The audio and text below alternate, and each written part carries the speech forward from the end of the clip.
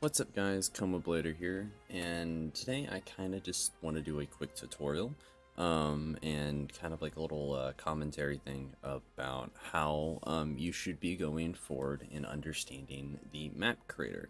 So I'm starting out in the menu screen for most people who are new and don't understand the UI. So this is your main menu. You can see I have all my menus up top. You'll be noticing that I am playing on Xbox, so if I bring this up you can see Xbox. And most people will know that I mainly make maps on PC.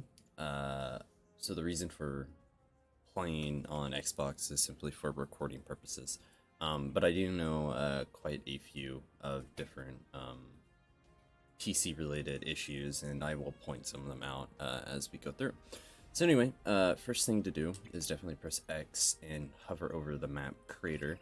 Now, it's kind of confusing in terms of this UI, but you'll notice the check mark over the box. You have to check that to create a multiplayer. Now, I'm not going to make it multiplayer because it's only going to be me. And once you load it up, eventually, there we go, and you press A, you'll see we have Flat Earth and Wet Ocean. These are the two canvases that you have access, and then pressing the right bumper, you will see all of the different maps that you have saved. For the sake of understanding coordinates, I'm going to go with Flat Earth. So another cool thing in here is that if you have a map code, you can simply press Y or click down there, and you can input your code here and download, and it will save any map that is from the downloaded version. So yeah, anyway, we're going to go into Flat Earth, and I'm going to go through the basics of understanding everything here. So first of all, it's very simple. You start out actually in your player mode. I kind of modified my settings a little bit. If you at all need to modify your settings, you can go over to controller under your settings and then controls, and under mode you want to select map creator, and custom bindings is what you want to focus on, and from here you can manually modify all of these however you would like. This is kind of the control scheme I go for. It's very much so a mix of Splitgate's originality and Halo Reaches, or Halo 4 movement. So you're welcome to copy it if you like, pause it, get everything all settled. So yeah, you can come here, and there's also mouse and keyboard keybinds, which are a lot more simpler than controller, so you're welcome to modify that as well. So let's go over the basics. So first of all, you'll notice on the right side of my screen I have all my different menu or control schemes. So pressing down on D-pad toggles my D-pad, or toggles my build mode. Y toggles my menu, of which we will get into later. Left and right bumper goes up and down, but it is worth noting if that you look somewhere and you hold forward, you will go on kind of like a line no matter how angled that is. So if I look down and I hold back, I am going to be going backwards. So A would be to grab something, which for the sake of just understanding something, I'm going to go ahead and spawn this cube block here. So I can press A, grab it. When I move my character around, you'll notice that it's moving the block around. And then of course I can press A, and then if I go over and tap X, you'll notice that I can just simply duplicate it, and I can do this as much as I want, like such, and it's just that easy. You hold X to delete, which I believe you can separate that. If not, that might be something that might come later. Let me check and see. No, it's all stuck in the same thing, so unfortunately you can't change that. Another cool feature is dropping to floor. So I have that set as my select button, but when I press it, you'll notice it drops straight to the floor. This is something that is very useful, especially for like weapons or anything. Another little niche like idea with it is that if it's flush with an edge like this, you can press it and the edge will go edge to edge. So it's a very neat and useful idea. So the beam modifier is actually a bit more interesting in terms of how it works on controller. On PC, generally this is only used for your rotations. So my rotations are set for my D-pad, but for PC, I believe it's like 1, 2, 3, and then 4, 5, and 6 are used for scaling. However, in terms of modifier, so say I can rotate this clockwise like this, but if I hold B, you'll notice it goes counterclockwise. So for controller, this also works with your right stick in zooming in and out on objects. And the modifier could be used for all these different rotations freely to be able to just rotate this as much as I want. And then my triggers I have set for my increased movement speed. So you'll notice this is very slow. I can make it even slower for smaller changes, but then I can make it really fast if I need to bring it across the map or something. And that's generally most of the basic settings. So next, I think we'll go through the build menu, specifically tools. So we have the general tab, which only has magnets currently, and I will freely enable them. Turn down my movement speed. There we go. So magnets, unlike most games that have magnets, Splitgate's magnet system is kind of rough.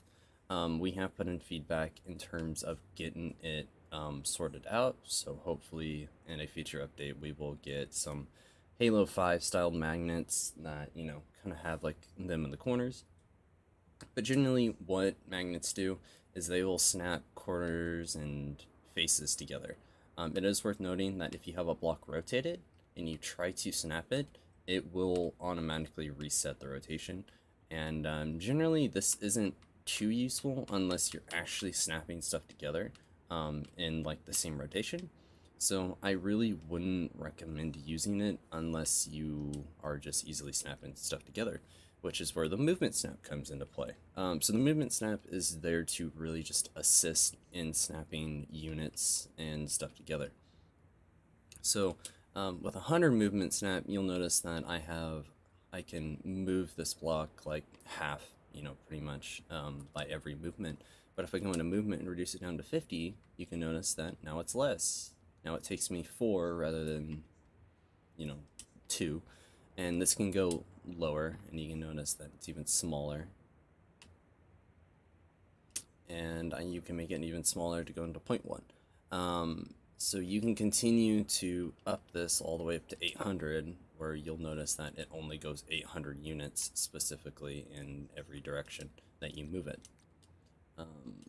But for the sake of just being comfortable with the snapping and everything, I would recommend either 100 or 50. 100 will only come into play just globally, but 50 will come into play if you're running something that I will showcase later with the scale blocks that I'm holding. Under rotation, pretty simple. You'll have your rotation here. You can rotate the block however many degrees. You can do it 45, so there's a 45-degree angle. Let me bring in this up here. And you notice I do another 45-degree angle, and yeah, it equals itself out. So you can mess around with this, get some funky like rotation stuff out of it. Very cool. Pretty simple. Now on to scaling. It is worth noting that certain blocks are only scalable specifically. Now I don't know all of them right off the top of my head, but if you go under extras, you can see the scalable items here. And I do know under environment, a few of the early trees can actually be scaled, specifically these. I think anything past tree G, I don't think is scalable. So you're welcome to scale these as much as you'd like. Get some funky like vines and stuff out of them if you'd like. And as well as the portal wall, portal cube, and portal cylinder, those are all scalable. I believe that's pretty much everything that could be scaled currently, besides the volumes, the kill zones, and some of the domination hills, which in fact, this was an update for Season 2, was that by default, scaling is set to 1.0, but these can go all the way down to 0.25, so you can make them absolutely tiny for, you know, special game modes and stuff like that. Very neat little thing, and then they can go all the way up to 3. So that's pretty much relatively all the basics. But I'm going to show a few neat ideas and to help you start your first map. So you'll notice that at the bottom left I have the scalable cube, and it is showing me the coordinates. So if I move this around, you'll notice the coordinates will be changed depending. I would highly recommend going into the movements and setting X for 0, Y for 0, and Z for 0. Now what this makes you understand is that this is the center of the entire canvas. The entirety of this map creator, and plenty of other map creators including Halos, is that it's all a grid system. And the reason I selected Flat Earth is you notice that this entire floor showcases the grid. So if I were to take this over here, you'll notice that this block fits perfectly within the grid. There's no issues. I can take this and snap this into place there, and here, and here, very easily with like 100 or 50 movement snap. So now that you know you're, middle of the map, you're welcome to expand it. And this is very useful for specifically for symmetrical maps. So yeah, very useful. I'd highly recommend taking advantage of it whenever you possibly can. Let's see. So understanding the menus really are relatively simple. But scaling is a little bit funky on a lot of these blocks. So, for example, this block that I'm holding right now is a scalable cube, and the scalable cube scaling is 1 by 1 by 1. However, if you spawn in any block, specifically a 2 by 2, you'll notice that it's the same size. This is because the scaled blocks use a different scaling system than the normal blocks. So for this sake, have the scalable blocks be 1 and these be 2. So for every 2 units of these, it's gonna be 1. So for example, if I delete that and I go back into blocks, I have the where's it at? It's the 8 by 2 by 8. So this is specifically what I used to use for floors. But if I go over here, and I go here, and I want to do this, you'll notice that because this is a 4 by 1 by 4, it's equal to the 8 by 2 by 8. So this is just specifically useful in understanding that this is the way the scaling system works. Generally, if you're going to ask me how I would scale my maps, you can scale them 2 ways. You can scale them by 2s, so 2, 4, you could go 6, but I would say 8 is probably the best option. Therefore, number 1, you're getting a door frame for 1, so this would be a perfect type for a door. All you gotta do is set it up like this, and boom, you get a doorway. And if you were to take this and do a 2 by 4 by 1, I guess you would say, it's kind of like a perfect height for, or like width for like a catwalk. But you can also boot it up to 3 and make it a bit bigger. Specifically, the reason this is that this is how Splitgate is normally scaled, and is in actually 3s and how the maps are designed. So you could bump this up to 9 if you want, if you think it's too big, going up to 12. So yeah, so remember that I would recommend starting off with 2s, but you can start scaling straight to 3s. That works completely fine too. Okay, so quickly I do want to showcase how the grid works. So I specified that every map creator has a grid, and understanding the grid is definitely going to be the easiest thing to uh, do for newer players. So I will take this block, and you'll notice that I have my movement snap set to 50. For the sake of this, I'm just going to set to 100.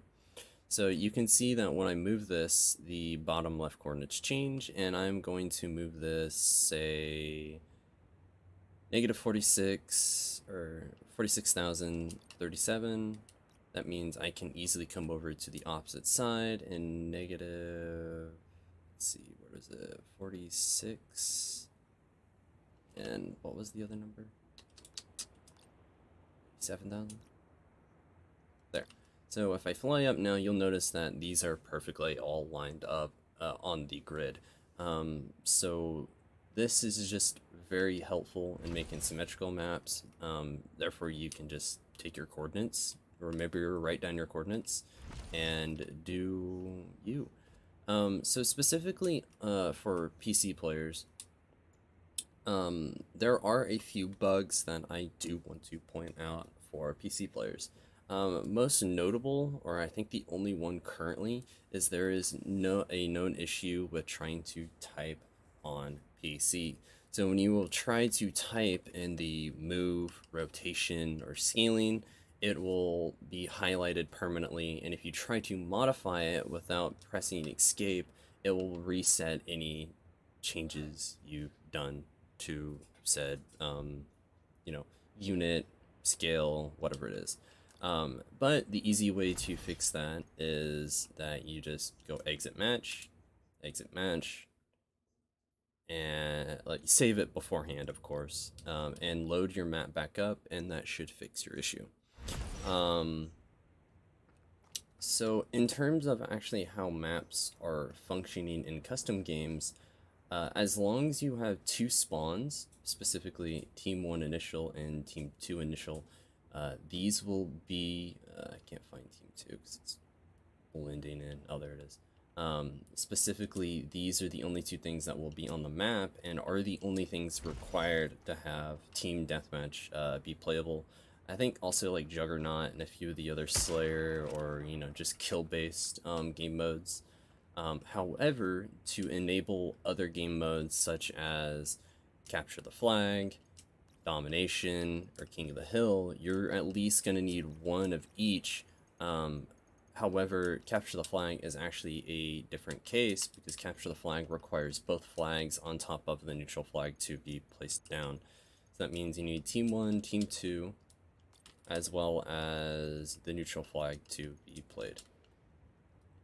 So if I were to load this game in, it would allow me to play Capture the Flag because I have all three down. If I remove the neutral flag, I will not be able to play CTF anymore. However, every game mode other than Capture the Flag, I think Domination also needs 3, but specifically Lockdown and King, I believe, can only be played with 1 rotation or 1 hill specifically. So you're free to mess with that as much as you'd like. So yeah, I think that is overall the basics of understanding, the map creator and, like learning everything. So yeah, I would highly recommend, try and get used to it before you start, any major project, or anything like that. So yeah, I hope you guys found this, informational, or whatever the term is. My brain is really not working right now. Useful, I guess, is the only thing I could say. So yeah, I hope you guys do enjoy the video. And yeah, I guess I'll catch you guys later. Adios.